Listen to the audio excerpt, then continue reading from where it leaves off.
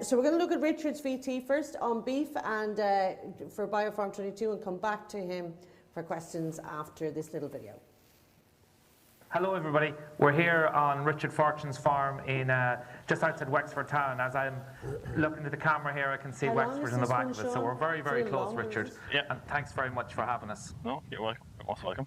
So, just to get started, you're a mixed farm. Tell us about what you're doing and what you do. Well, this is a mixed farm. We breed pedigree Solera cattle. We're all pedigree Solera cows at this stage now. About 2/3 of those are crossed with the Charolais bull for producing beef animals, and the purebreds are sold then as breeding stock. So we sell breeding bulls and some breeding heifers as replacements. And then we grow our own grain then to feed the animals, and then hopefully in the future now, next year we'll have grain to sell organically. So we're in organic conversion. Oh, you're in organic conversion at the moment? Yeah. Okay, so as you're in conversion then, and I see a lot of multi-species, so will we talk about the journey to where you are at the moment, and what because you're a member of Base Ireland as well? Yes, yeah. I suppose it's probably 10 or 15 years ago I started down the road of trying to reduce nitrogen usage on the farm by introducing high clover grazing swards with white clover, and I suppose in 2009 I think was the first time I sowed red clover for silage.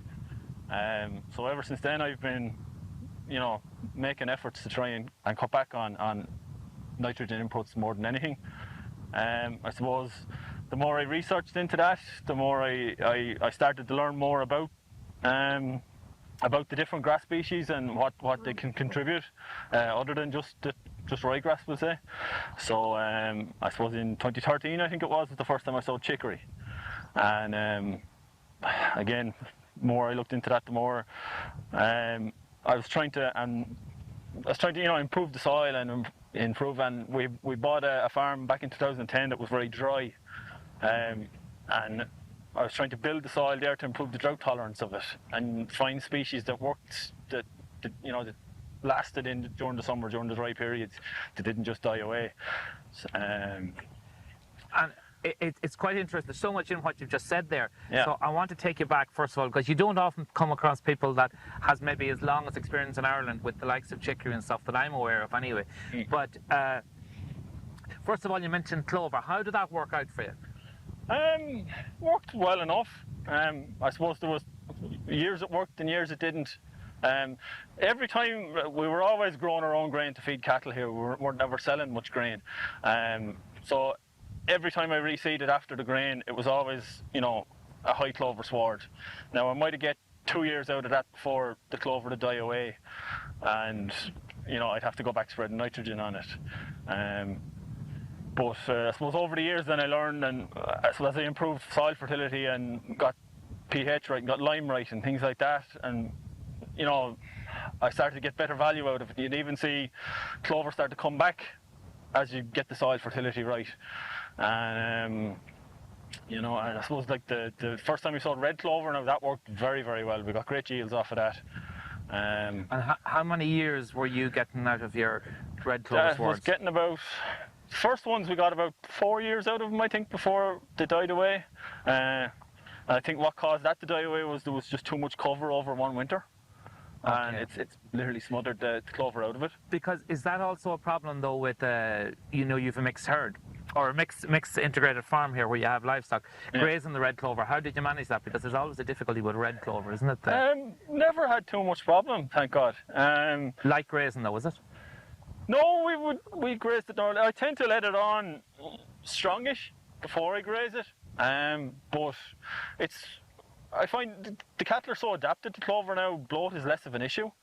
And thank God haven't had too many cases of bloat over the years. But the one thing I'd never do is let them into fresh clover hungry. Yeah. Try to always have them, that they're not going in and gorging in it. In the damage, what a lot of guys are talking about, or it's a standard practice, that you don't allow cattle graze red clover because of the damage it does on the on stalk. the crown roots. Yeah. Yeah, no, you definitely want to be watching it in periods of bad weather and stuff Yeah, like like that. very wet ground or Yeah. very wet periods. Okay. Yeah, you know, not okay. to be trying to be keeping them off it during wet periods and stuff like that. Oh, it's definitely, yeah, it takes more management, or you know, more selective of when you go and graze it. You know. Okay, and then you move into chicory. Yeah, I came across chicory in a seed catalogue and was, what was this? So I started to research that online and came across Cotswold Seeds, and started to learn from their website. It's a great website for learning about different species, and I suppose, you know, so I experimented with that. Well, I sowed it once and it worked reasonably well.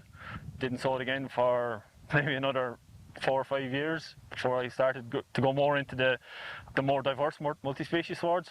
Well, so we hear lots about chicory, but for people that are new to it, why would you sow chicory in the first place? Why? It's very palatable, very it's a good high protein feed. It does have a small wormer effect. Yeah. It's a great taproot on it. So it's great here to break down into the hard soil that's around here. We'll have to go and get a spade. I forgot mine, and dig one up before we go.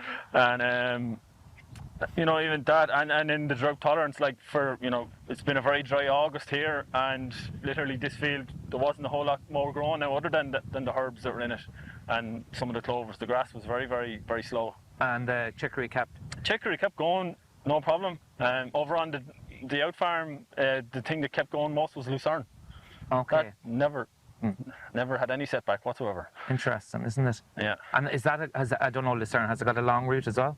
Yeah, very, very long taproot. Okay. Yeah, very drought tolerant. And how did you find? You hear a lot of people saying cattle will stick their nose up at chicory, but how are you? No, I'd say once they get to know what it is. Yeah, there's no problem. They love it. You know, even when it goes to seed, the leaves are just up along the stalks. They'll strip the leaves off the sides of the stalks. Okay. And do you think it'll work well in an organic system? Oh yeah, it is definitely, yeah. Because you don't have to add the chemical to it to get it going. It works perfectly well on its own. Yeah, I know the multi-species swords is very, very good that way. You know what I mean? Like we were always not, once we had the multi-species swords established, like we were never spreading artificial nitrogen on them. And what else is in your mixes? See plantain there. There's plantain in it, there's red white clover, some diverse grasses. Now I can't remember exactly what was in that. It was a mix from Fruit Hill Farm, and I added the chicory and the plantain to it. Okay, so you're dabbling you're making up your own mixes. Yeah, exactly. Yeah. So how long is this in place? This crop this here? Was sown last, we'll say April, 12 months. Okay. And is it grazing only? Or just grazing. Yeah, I've only ever grazed it yet.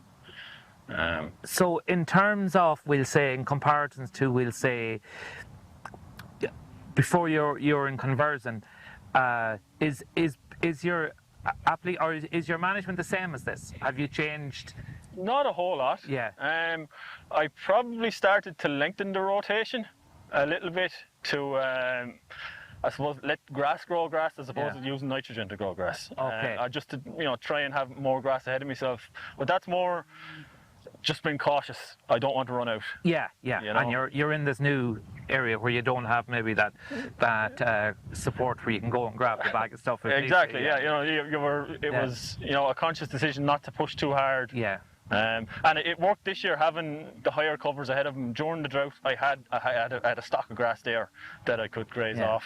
And you're getting this because you're in this side of the country, so are you getting consistently more drought periods over the last 5 years, like, for example? Yeah, well, we've had two bad. I suppose 2018 was bad now. This year wasn't as bad, but we're probably in a moisture deficit really since June or that. Yeah, I rang you one day and you were putting out fires. That was pretty bad. Yeah, that was during the harvest there. That was, And can I ask you then, is if you look back to, we'll say, where you were, just from a drought perspective, if you look back from where you were with in your normal grass system, so where you've moved into this area, are you seeing more resilience? Definitely. Yeah. Definitely, yeah. Like, could you survive? But you'd have nothing here, would you? if you had a normal grass sward? Yeah, the only thing that was growing here really in August was the herbs and the red And the clovers cattle were things like happy that. enough on them? Oh yeah, very happy, very happy. They'd nearly be unhappy when you take them off. Okay, interesting, isn't it? And interestingly, we have the mineral licks with the cows now, and they weren't touching them for about a month. We'll say, there were small amounts coming out of them, and we put them into an old sward, and it was the first time. They went back to they took half the lick there in a few days. So they're getting what they wanted from the field. Yeah. You said you put this earlier in the year. So how did you sow the multi-species in? It was basically the previous year. This was a field of oats, Okay. and was planned to be another cereal into it. But when we converted to organic, I cut back on the cereals to have a bit more grass around, to again be safe that I was going to have grass for the cattle. And you're in your 2-year conversion period. Yeah, so it makes exactly. a lot of sense. Cereals weren't. I didn't need the cereal end of it. So this was basically sort of a weedy stubble. There wasn't a cover crop in it. So basically, I just we min-tilled it. We just disked it, and I think it was just disked a few times and then sowed. And then did you sow all the seeds as one mix? Yes, yeah. Yes. What would a broadcaster? No, I have a more uni drill. Okay. I just put it out on top with the mower. Okay. And then roll it, or And rolled, yeah. and rolled, and then that's it. Yep. Close the gate. Yep, that was it. As far as I can remember, anyway. Yeah. Okay, so now cattle. They're on the other end of the field, but anyway, we don't need to know. So, in terms of why sailors, just as a matter of interest, is it a historical thing or is it a family thing, or? We've been breeding Solaire since Solaires, sorry. 1999, I think, was the first calf we had. We got into them to try have they're a good mother, we'll say, and we were looking for a good mother to cross with a Charolais bull. So we got into them then, and we started breeding pedigree, and we just basically bred up from there. They just work really, really well. They're fertile, they've milk, they've very easy care. Like we've just over 90 cows calved there this year, and we haven't touched one of them. Okay, so there's a good easy care model. That's quite interesting. Like we're calving in June and July. They calve out in the field. They're fit. We don't want to be intervening in it. Yeah. We want to be as natural as possible. Like we don't go and we check them in the morning, we check them in the evening. If there's nothing happening in the evening, we don't see them again till the next morning. Okay, and then while they've worked quite well in your conventional model, will you continue with them in the organic system? Oh, we will. Yeah, you're not going to change anything from that perspective. No. I'm very happy with them. They're a great cow to work on forage. Okay. They've a good room and capacity and stuff that they good cow to work on forage now. So they work very well as cows. Now whether maybe you could switch to an Angus or something as a terminal sire to cross on him, if you wanted a more easier finishing animal. Do they like their meal a bit for finishing, is it? I suppose the Charolais would tend to be that way. Okay, yeah, because you're crossing Charlies, yes. But I'm going to have my own feed anyway, so I don't plan on changing. Yeah. But we'll see in the future. Maybe if grain is too valuable to keep hold on to. For humans. Exactly. So.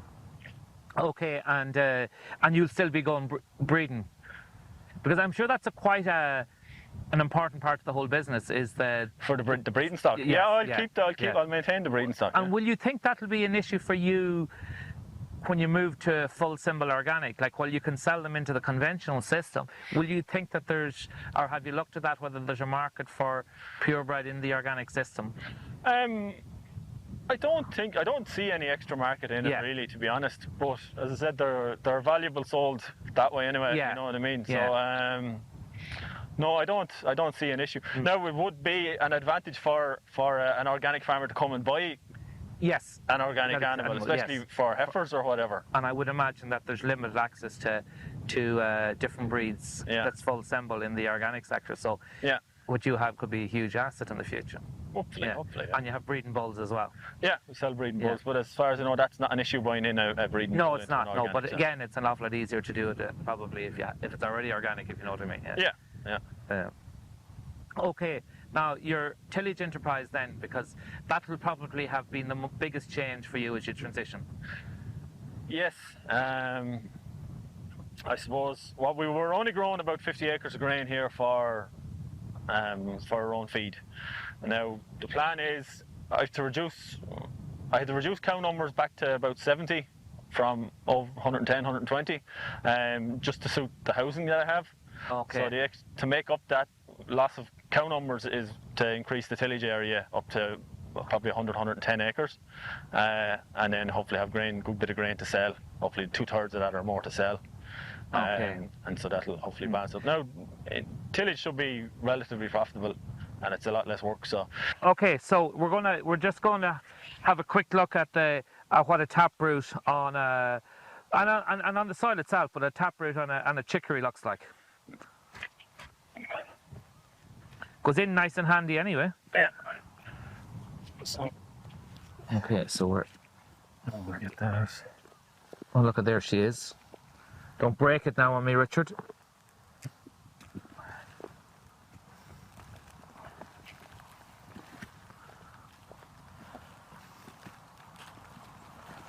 It's looking crumbly.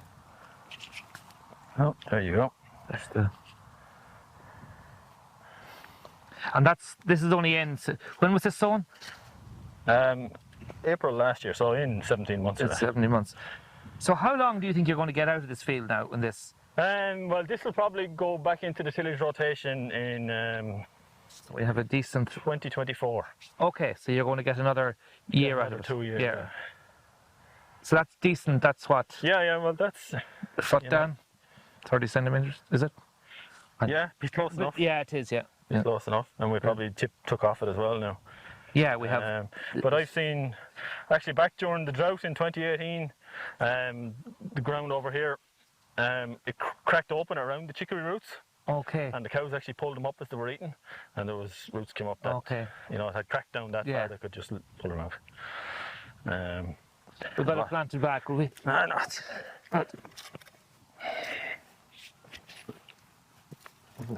No delivery, no. Leave no trace.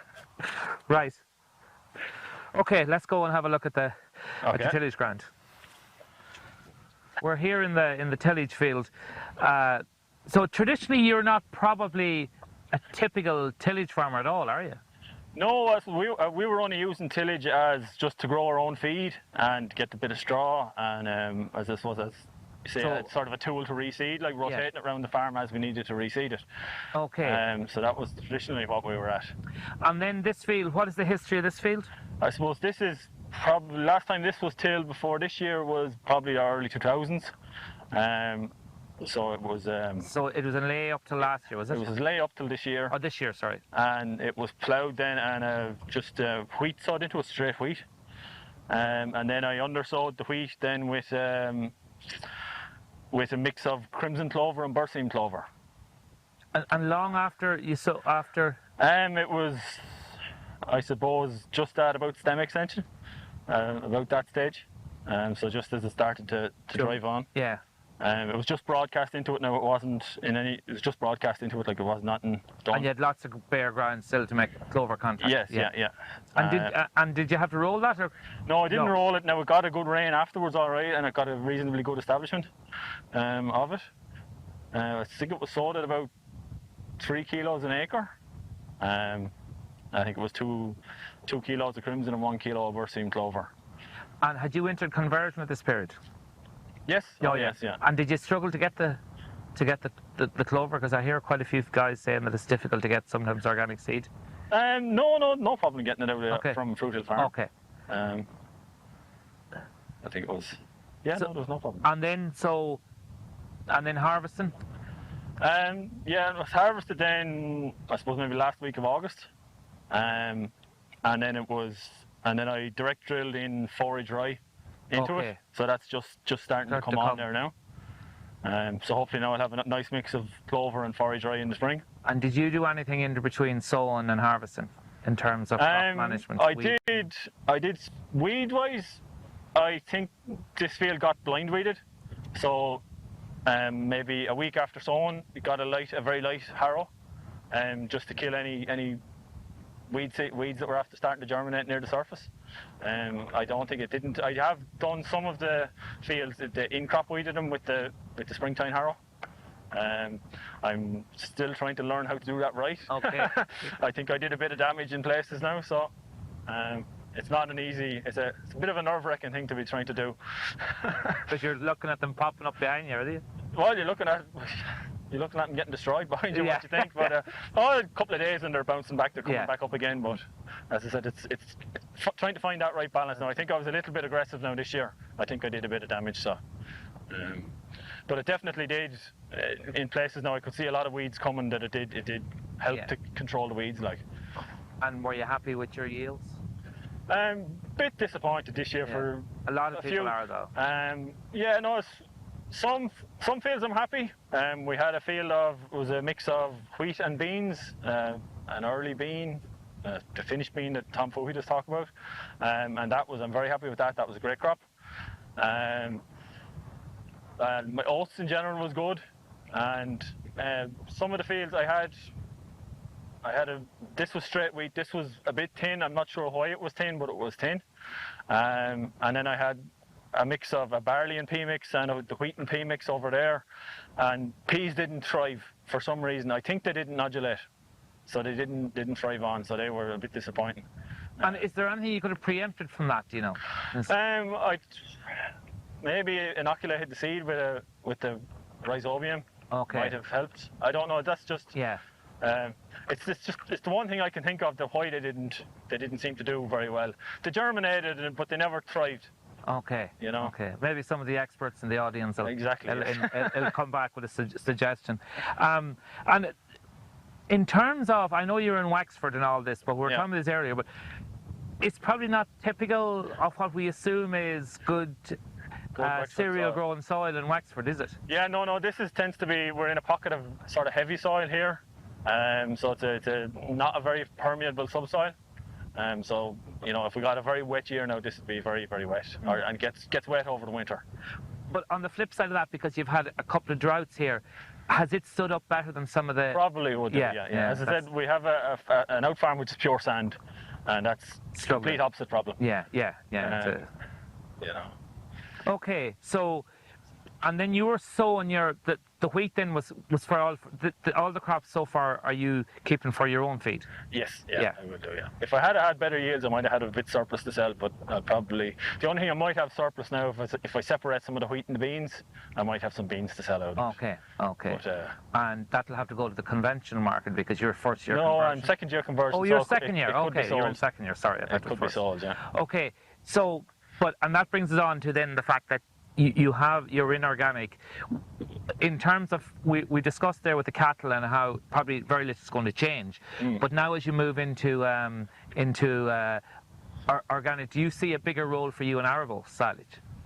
Or arable crops, arable crops? Yeah, well, that's the plan now, is hopefully to grow about 100 acres of arable crops, and hopefully maybe sell 2/3 or more of that and keep the rest of it for our own feed to finish off the few cattle. What I'm going to grow depends on what markets I can get. Okay. So whether if I can get a malt and barley contract or whatever, I'll grow some barley. If I can get a porridge oats contract, whatever, I'll grow oats. Oats suits this ground very, very well, so I'd probably grow it even if it's just for feed, and I'll definitely grow it for my own feed as well. And wheat probably suits this ground. And as I said, the wheat bean combi crop the bi crop that I sowed this year, that worked very, very well. So I'd probably continue to do a good bit of that next year. For your own feed? For own feed, and for to hopefully to separate it out. And the beans are worth a lot as good protein. Okay. They'd be worth a good bit to sell as feed. Yeah. And we'd all love to think that maybe long term we can be selling protein crops to humans. Exactly. Yeah. Look, long term you'd be hoping you'd get to be milling wheat or something like that. As a farmer that has looked at these things, and I know from talking to you, you've been looking at different things over the years. Is there any reason why we shouldn't be doing it? Can you know what I mean? Just because we probably have never done it, I just can't get my head around the fact that we haven't done enough of it, if you know what I mean. Done enough of selling protein crops for the growing market. I don't know that now, to be honest. I suppose traditionally what protein crops are eaten here are peas and I suppose baked beans. You know, we don't have, it's not like in, you know, Asia or places where they eat a lot more different types of beans and stuff like that. But in an export-driven society that we are now in agriculture, yeah, surely to God it makes an awful lot of sense to consider these. The more crops we can grow for human consumption, the better. Like, you know, and probably better for our fields as well in their rotation. Oh yeah, more diversity. Yeah. So moving on to the future, then, how would you look at your rotations for the future? Because it's going to be a big part of your future now that you are going to be full symbol organic. Yeah, I'll have a certain amount of ground which will just be permanent pasture because it doesn't suit into the arable rotation. Yeah. After that, then, at the moment, I was planning on sort of a 6-year rotation, which would be 3 years crops and 3 years maize. But recently now I'm leaning more back towards actually going to 2 years crops and 2-year lays. And the main reason for that is that what I'm hoping to do is what I've seen a lot of a good few people do in the UK and stuff with the innovative farmers who are doing trials on it, is to direct drill into a living mulched clover. So hopefully what I'll do is the first year I'll plough out the lay, set whatever crop I'm growing, the wheat or barley, undersow that then with white clover, and then come that autumn then I'll drill in winter oats or whatever into it at that stage. From what I hear, it's hard to get 2 years direct drilling out of it without weeds creeping in. So we'll say after your oats then I'll hopefully just come in and drill in pasture species. So drill in the chicory, the plantain, the grasses, red clover, whatever, into your white clover which is already there. So hopefully then in the rotation I'll just be ploughing once every 4 years. So that's what I'm going to try, see how it works. Okay, interesting. You know, it's a tweak, yeah, and I suppose this is the great thing of, particularly I think what the innovative farmers in the UK have done is they've opened up our eyes to what's possible. And, you know, sometimes that research at farm level is so much more important than all of academia put together for, I think, from a farming understanding and adaptability of that ability to take that information. Yes. Yeah, I think it's amazing what they've done, those lads. Yeah. On all aspects. Oh yeah, no, there's huge amounts to learn from them there and apply to what I can do here. That's why it's for the last 6 months or 12 months probably I've been on the 6-year rotation. It's only recently now, from having a few conversations over Twitter and stuff, that I'm changed back to I'm going to try that 4-year rotation and see how that goes. Okay, and we might have to come back. You might do. Give me 2 or 3 years now. We'll see how we're going. So when we are where we better look at the soil. You have a spade behind you there. Yeah, I'll dig up a clover here.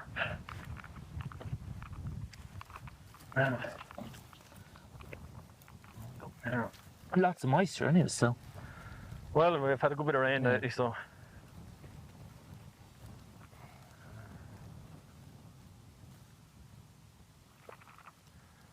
There, so you can see some nodules on that.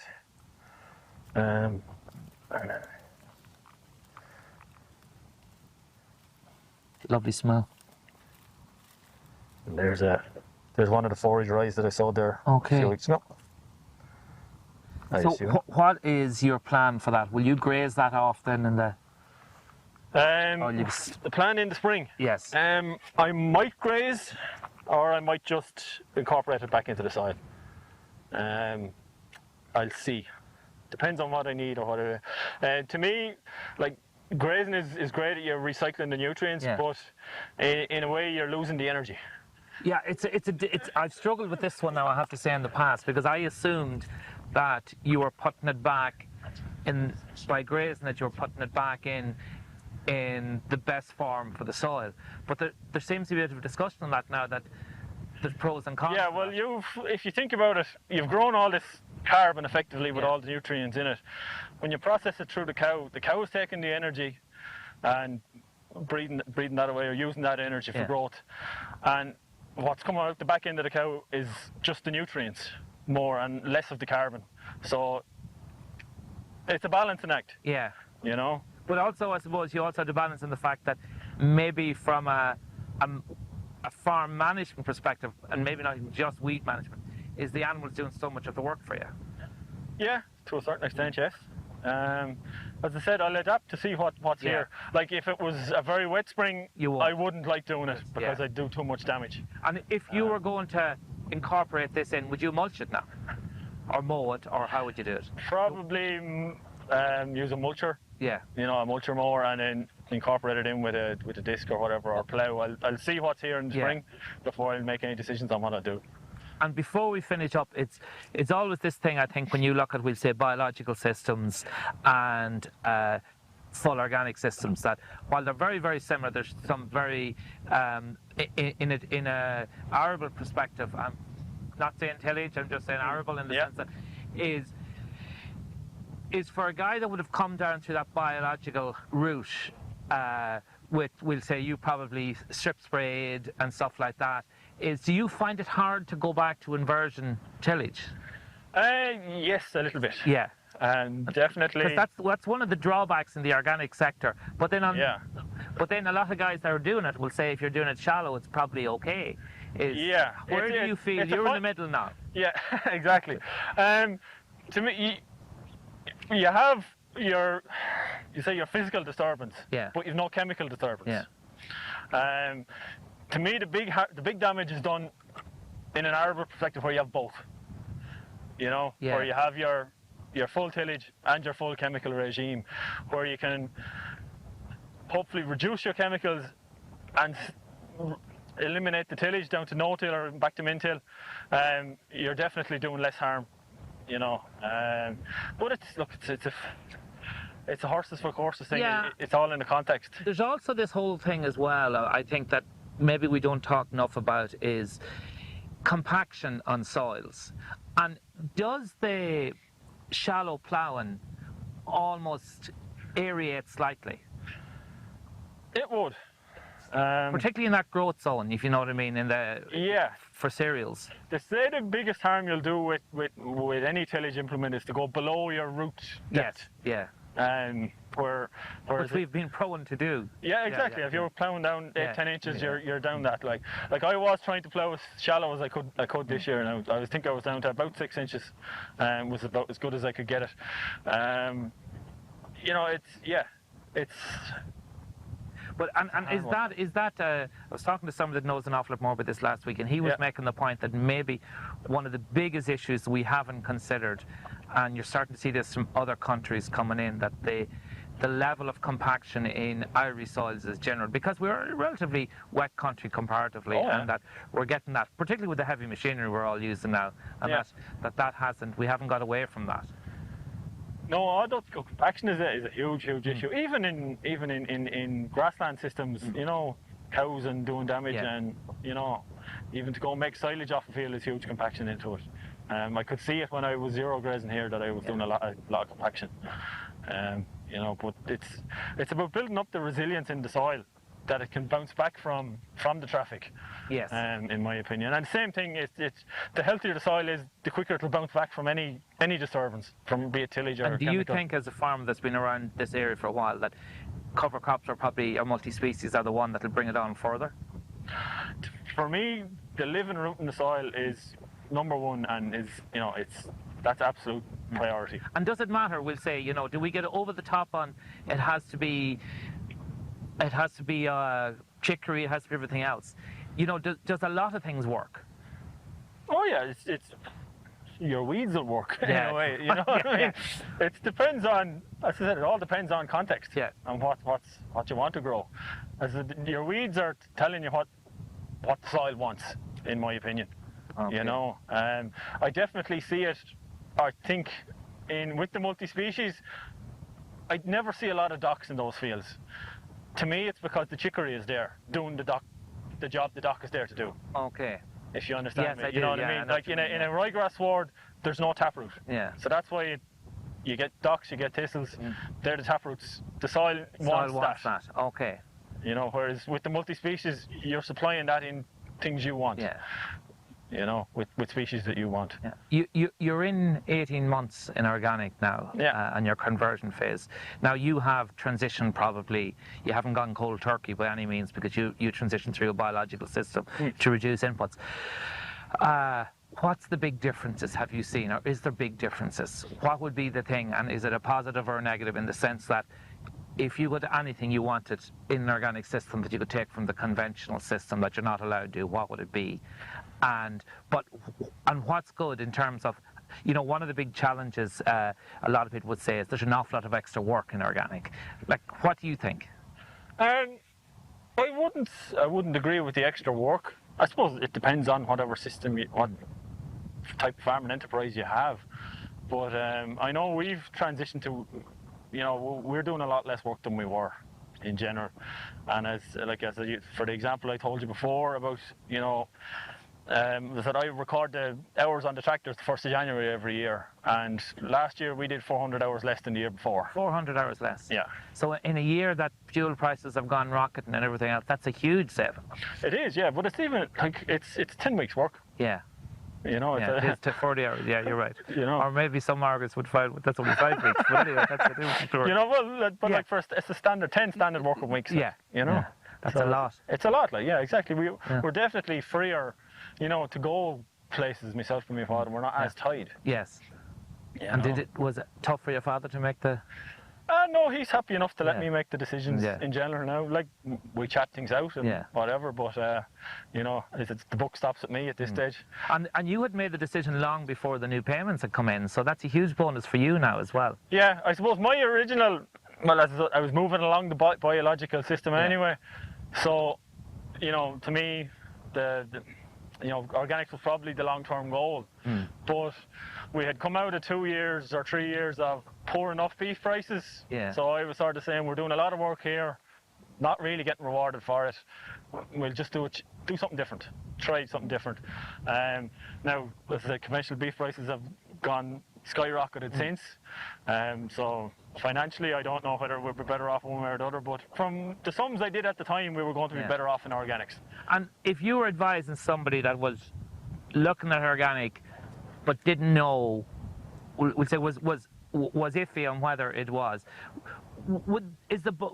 did you find the biological route first a really good, you know what I mean, that it allowed you, because your land probably hasn't suffered that much because you was weaned off?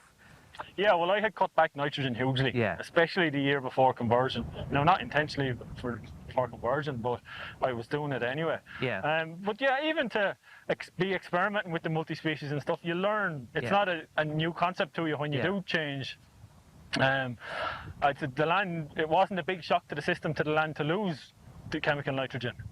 We'll say, because I had cut it back. What about, we'll say, other things like animal treatments and stuff like that? Has that changed? Yeah, I suppose we're just a bit more cautious about what we're doing. Yeah. But like, if anything, basically any antibiotic can be used, or most of them, if needed. But it's you have to justify everything. So it's this different mindset. To me, for anybody doing thinking of converting to organics, like a well-written animal health plan is paramount, to get from a paperwork perspective like that. That's definitely well worth doing. And have you seen a decrease, or were you already, I know we talked about the inputs and fertilizer and sprays that you were weaning off anyway before you came in, but what about the livestock? Was there any change in, did you, as you weaned in that biological system, did you wean up the animals off, or were you always relatively low anyway? We would have been, relatively low. There definitely was we had healthier animals. Yes. In my opinion, we had healthier animals. There was less problems. And this is basically down to the soil, isn't it, again? That we're absolutely, yeah. And the fact that the likes of the multi-species have an anthelmintic effect. Yeah, but even you're not grazing swards with really high nitrogen content or high nitrate content. That's has a big effect on health of animals. So definitely animals over the last 10 years have gotten, in my opinion, gradually healthier. And when they get free choice millers in the fields, there's less and less getting used every year. In my opinion. Which indicates that the soil is... They just don't need them as much. Yeah. Now, they still have to be there for when they do need them, or when you get the wet day or whatever that they need them. What do you miss from conventional agriculture? Certain times of the year, probably a little bit of nitrogen. little bit of ammonium sulfate is, is no harm to the soil. And I was getting great results with very, very small amounts of that. And what about your P's and K's? Because we've solved to a point the nitrogen issue with the way clovers have come. Yeah. I'm interested, and I know James is going to be on talking about this. But will you get enough from farmyard manure? P's and K's. Oh, absolutely. I haven't spread artificial P and K here probably in about 6 or 7 years. Okay. I had weaned off of that. Basically, I realised that there was very little P and K going out the gate. That all I was doing was moving it around the farm effectively. Okay, yeah. So I basically had to. I soil test and I basically spread back the farmyard manure, the slurry, whatever, goes back to low K ground. So you soil sample on a regular basis, or? Yeah, I'm on a 4-year rotation around the farm. Okay, so you've designed that as part of the whole system. And how is that working out? You've been at this for a couple of years, is it? Yeah, well, I started doing the Albrecht or the base saturation test back 5 years ago now. So I've repeated the first ones this year. Okay. I'll say. So that definitely the Albrecht system works. And are you seeing made a difference here. Sorry? Are you seeing an improvement if you're back on the? Definitely seen changes. Okay. Oh yeah, you'd see the changes, and you'd see we'd be high magnesium ground around here, so we were calcium deficient. So even where we had decent pHs, we were still calcium deficient. So we still needed the calcium lime. So like I've definitely seen where lime was spread in the past I'll say 3-4 years, that has balanced up, and even in there was fields I tested it 4 years ago where they didn't need anything at that stage have regressed. Okay. So they got lime this year now. Yeah. So have you applied any, we'll say, for want of a better word, alternative applications like seawater or stuff like that? Have you tried any of that, and did you see benefits? Haven't done any seawater yet. Yeah. I've covered the whole farm with seaweed for the last 2 years. Okay. Got an IBC full of seaweed, and hard to see any major difference. But I think, as I'm saying, it's in the health of the cows is where you see it. Yeah. More than in physical growth. I've experimented this year with. I put out vermicast slurry out on one field. And left the test strip, but it came very dry after it, so I haven't really seen it. And it's very hard to make it based on one season anyway. Exactly. Maybe I could see a difference there next year or whatever. And when you say vermicast, did you add that into the tank? Is that what happens, and agitate it that way? No, it's basically I have a Tonefort sprayer, which is a very coarse, aggressive sort of sprayer. That's what I was using to spread the foliar nitrogen before I converted. And so basically I could add the vermicast straight into that. I think it was about 5 kilos an acre or something into that, and then spray it out. So it was getting all the vermicast out, apart from the very, very coarse bits. Yes. So that's why that's what I said, it's a slurry more than making an extract of it. It's getting the whole thing is going out. So as I said, we'll see in time how that works. I think I need to try and make some good either fungal either vermicast or maybe Johnson Sioux compost or whatever type of compost and apply. I think that would be a help, and even as for seed dressings and things like that. David is delighted to hear that you're talking about his product, and we're hoping David's going to be with us hopefully in February. To build a practical build course. Yeah, very good. Oh, definitely, yeah. Richard, that's brilliant. I think we leave the rest of the questions. I'm sure there's lots going to come in from the audience, so we'll leave it at that, and we'll say thanks again. Thanks very much, John. Right. Brilliant. Thank you for that very long and in-depth explanation of what you're doing. I think, Sean, you should be a farm journalist. You ask exactly all the right questions. We'll go straight to some that have come in there online from a fella called Tom. Richard, do you plough for all your crops, or are you able to manage min-till stroke direct drill? Most was ploughed this year. There was one min-tilled field which wasn't that successful. But as I said, the plan long term is to try direct drilling into the living mulch, the understory of living clover. So I'd be plough 1 year and set that system up, and then have a direct drill year after that. Okay. Can you expand more about needing to get the balance right using synthetics for the sward to get established?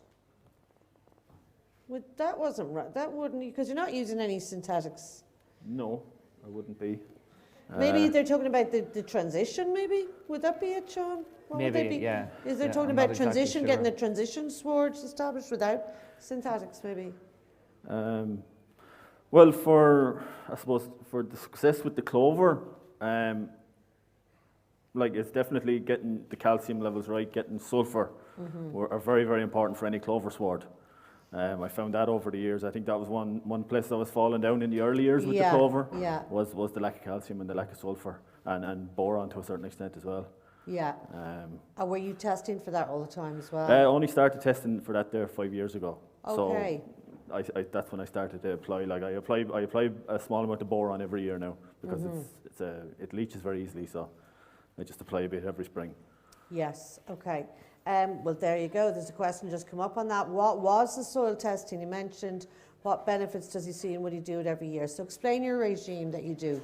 The soil testing is basically based on the Albrecht system or the base saturation system, which there's a few companies do.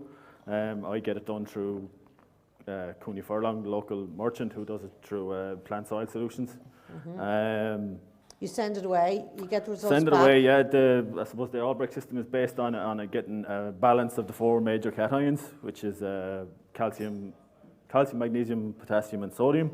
You're looking for sort of ideally 60 to 65 to 70, we'll say calcium, 10, 12 magnesium, about 5%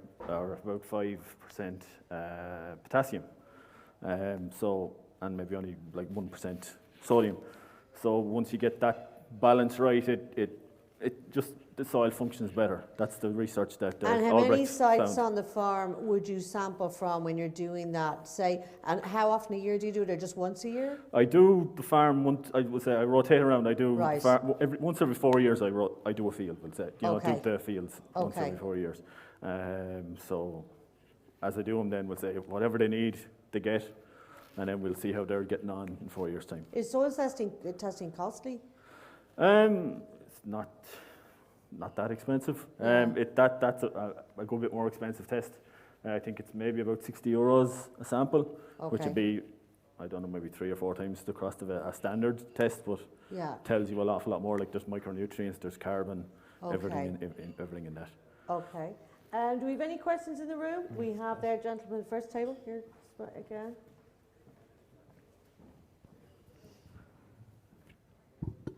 I'm sorry, Chairman, if you feel I'm hogging the question. I but, don't at all. Go ahead. No, but first of all, just an observation. I was looking at Sean there, digging up the chicory, I think it was, and I noticed the pair of boots he had. I said it must have cost about €200, and I mentioned that because Ricky Sunak got into bother in the UK. He was wearing a pair of shoes that cost €400, and people couldn't identify with anybody like that. So I'm just saying to Sean that maybe the next time when he's doing videos, he'd use an ordinary pair of boots. I forgot my wellies that day, and they're about 5 years old, and I don't think, actually I got them for present, I have no idea what they cost. But on a more serious note, you grow 60 acres of cereals, and you're talking about going to 100 acres of cereals. How do you store the cereals? Have you got an aeration system or a drying system, or how do you store it? We just have a standard grain shed, but we have a small batch dryer, and we have an aeration spear which we can push down in to blow air through it to cool it off. And that works well? Yeah, that works well enough. In general, we're not storing it particularly high. Yeah. So it doesn't have to be really, really dry or perfect. But in this year, like we'll say, over half of what came off the combine was fit to just put in the shed and keep it cool. We did have to dry some, all right, but a lot of that was actually just due to bits of green matter in it from a few weeds or whatever. Were keeping the moisture up through the combine. And when you were saying you cut back on the cattle numbers, obviously you're hoping to make up that income with the tillage. Yeah. But you have to find, I suppose, buyers for that crop, that organic, those organic grain crops. Have you found that easy, or where are you with that now? It's the next job on the agenda is to Right. go looking now. I talked to Flavins at the ploughing match. I have to talk to them. I've a few people now I have to talk to. I know. It's just a matter. But you think that will make up the shortfall in the income of the Yeah. what you're losing on the beef side?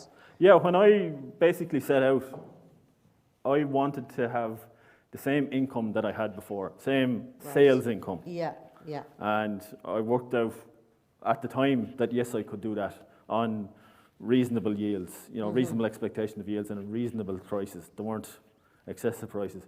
That I could have the same income that I had, say, compared to the previous average. And then hopefully then make more profit by having reduced costs. And has that borne out? Yeah, pretty much. Well, big cost changes and output changes since. But like from being with the accountant a few weeks ago, we're pretty much cost neutral from where we were the year before, and that's a conversion year, so. Wow, that's great. So you've cut your inputs, your diesel, a lot of different things.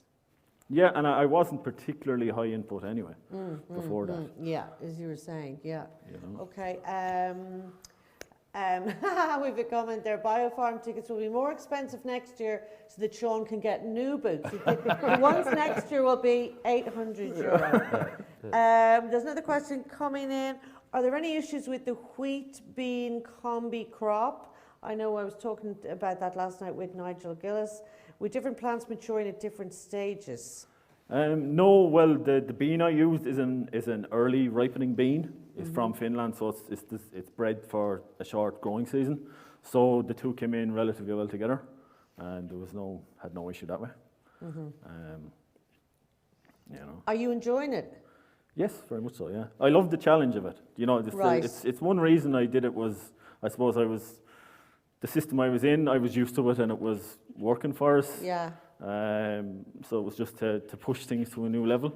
So I love the challenge of doing it organically. Yeah, and do you think, have you caught the interest of people who are in businesses similar to you in systems that you were in? Are they kind of catching on to some of the actions you've taken and maybe going, oh, I might do that, I might do a little bit what Richard's doing there? Definitely, yeah. Definitely. Yeah. I just, I'd have a lot of, a few phone calls here and there about, I've had, since the new organic scheme has been announced, I've definitely had, 3-4 phone calls from people I know, how does this system work, or, how can I work it, or will it work for me? Yeah. Definitely had those conversations. Great. Sean, anything else before we finish up for this section? I'm going to really put you on the spot now. Well, I think I am. Yeah. It's something that Elaine Ingham said yesterday about calcium or lime. Yeah. And it is to a point in everybody's context that you have to consider it, but you're making the point that you're in a high magnesium area and you needed calcium, the lime, to balance. Isn't that correct? Yeah. So she was kind of saying ruling out thing, but in your situation, you're not seeing a biological deficit because of applying lime. Or are you? Or do you know? Well, I don't know, to be honest. I haven't really done much biological assays apart from the underpants you sent me last year. But I know, look, for me, I suppose before I started to balance up to the Albrecht system, I was struggling. In a few fields in particular, I really struggled. And once they got the line, they thrived. Yeah. It's... Now, given time and given the right management, I do believe biology can overcome all these things. But isn't that the point, that you have to get up to that level first? Do you know what I mean? Yeah. That if your soil is coming from a negative perspective or a non-biologically healthy perspective, so adding lime to something to kill off something that's probably not there isn't going to make any difference. It's only when it gets up to that level when you don't need it, then that would be my take. Over application of anything is bad. But it's a kickstart to the system. Yeah. And what kind of rates would you have been applying? Lime-wise? Yeah. 1.5 tons mostly. 2 tons maybe. To the acre. To the acre, okay. Yeah. I would have put out very low rates at times through the Tonefort system, but put out 100 kilos an acre through that. Okay, very last quick question, because we have to catch up on being a little bit delayed earlier. Which company do you get your arable seed from? This year all came from Fruit Hill Farm. Okay, very good. Do you recommend them? Yeah, no, very good to deal with. Okay, there's going to be questions coming in. We've nothing more from the floor. So we're going to take a 5-minute break now. Thank you so much, Richard. Your video was brilliant. So much information there. I mean, God, so many questions answered. So thank you very much for coming. And we'll be back with Jim McAdam after the break. That's great.